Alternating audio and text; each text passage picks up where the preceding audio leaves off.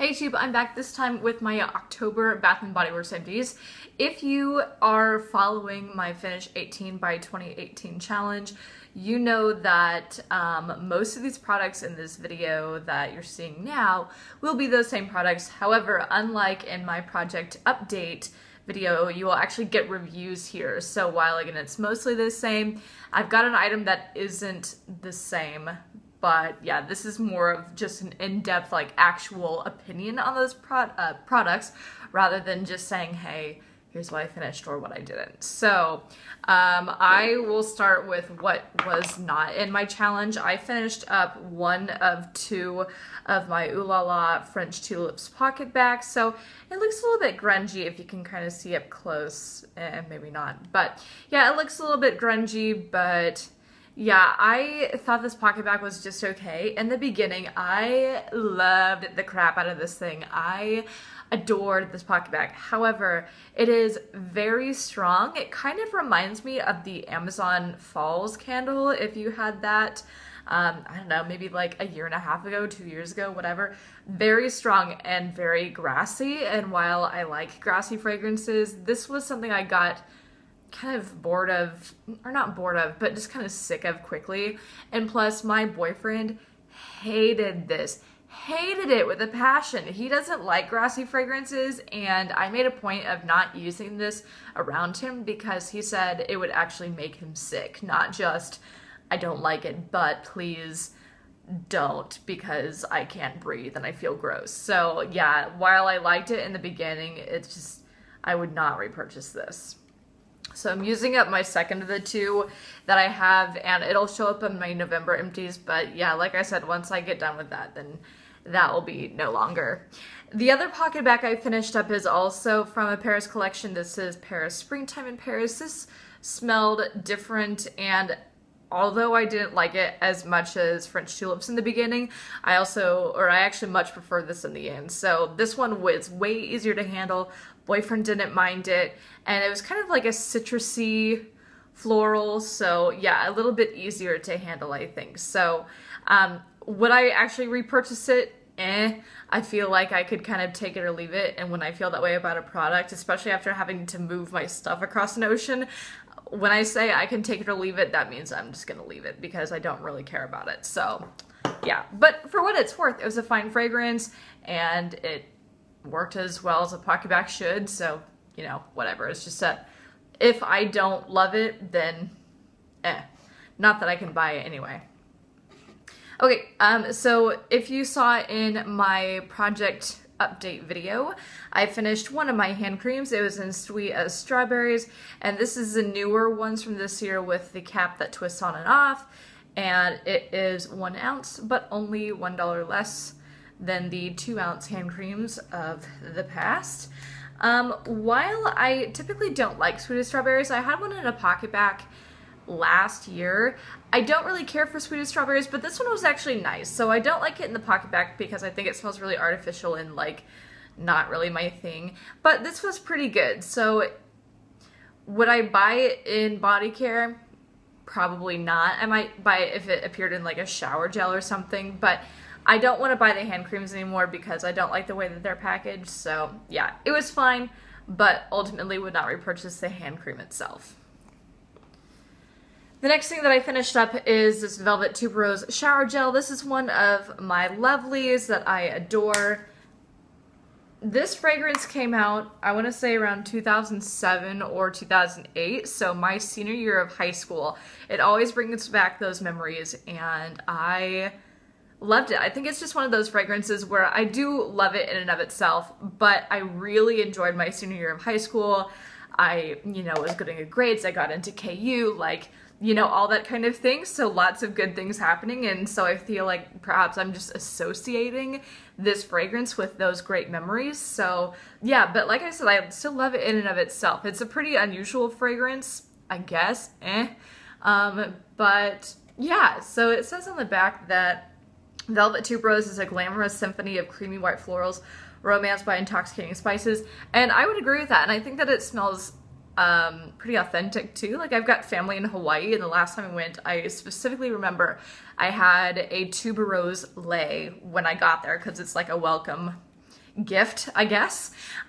So that lei smelled exactly like this shower gel. It was amazing. So I've got 2 more backups, but because this is one of those things where it's rare, it's expensive online, you know, whatever, I'm really not just like powering through it. I'm really trying to hold on and enjoy it. However, I think that next year really should be my last year because these are from 2012, number one. And also I'm just having to come to terms with the fact that, you know, you have to use them up eventually. It's unfortunately the nature of our kind of collections where to appreciate it, you kind of have to use it up and let it go. So that's that. I'll be upset when that day comes, but for right now, I've really been enjoying these again.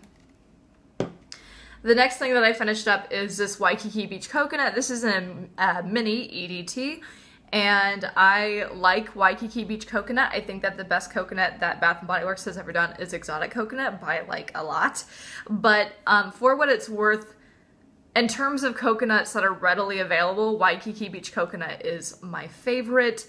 I'm generally not one for mini EDTs, and I think the reason why not is because I tend to like Bath & Body Works because I can just kind of toss the product around, use it kind of willy-nilly, whatever, but I feel like with a glass perfume bottle, I really don't want to do that. So while that reasoning may sound silly, to me it makes sense. So I'm definitely going to use it my second one that's also part of my challenge, but I think after that, I'm gonna just call it with mini EDTs. And I actually never purchased this in the first place. It was a gift that I received in summer 2015, so that's how old that is. But when the product is in the bottle, it's actually a really pretty lime green color, and then the blue looks really nice with it too. So that's it. I also used up my mini body cream in Waikiki Beach Coconut that I purchased this year. It smells the exact same. It's a nice fragrance.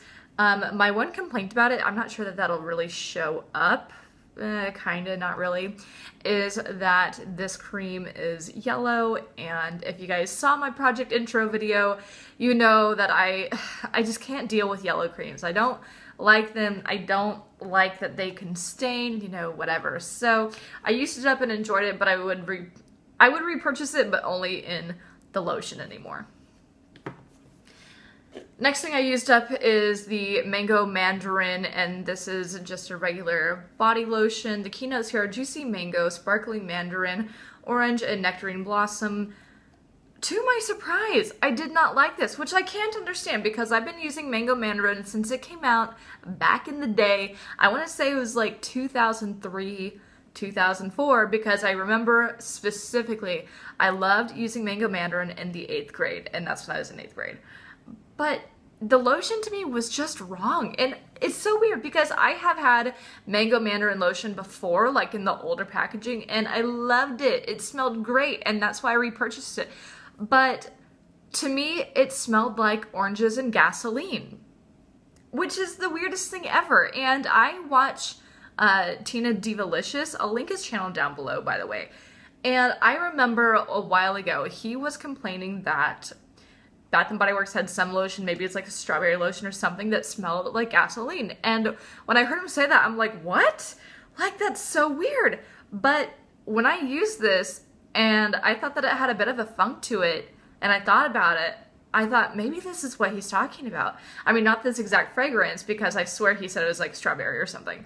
But that gasoline funk, like, it's just, I don't know, I really had to power through and just finish it, but by the end, God, I was so ready to toss it that I just couldn't stand it anymore. So I did use it up, but especially when I'm in Australia and I don't really have the means to return items, I don't think that I really wanted to take a chance on another Mango Mandarin lotion, which makes me sad because I've loved it for so long. But for some reason, this one, and it wasn't old, by the way, it was only a year old by the time I actually used it up. Something just was not right about it, and I can't deal with that anymore. However, the Fine Fragrance Mist of Mango Mandarin smelled exactly like how it's supposed to smell the whole way through. I did find myself getting a little bit bored with it, so if I purchased it again, I'd be seeking out maybe like a travel size if that became available. But yeah, so for my stash right now, I wouldn't purchase it, but maybe in the future when I desire to have it again, then I'd probably go for it again. And the last actual item that I still have with me that I will be talking about in my Empties video is this Tutti Dolce White Mocha Kiss, and this is the body cream. The keynotes here are rich vanilla mocha and coconut orchid wrapped in marshmallow creme. So, as you guys know, this came out in what, like January, February, whatever. And this is a repackage of Beach Nights Summer Marshmallow.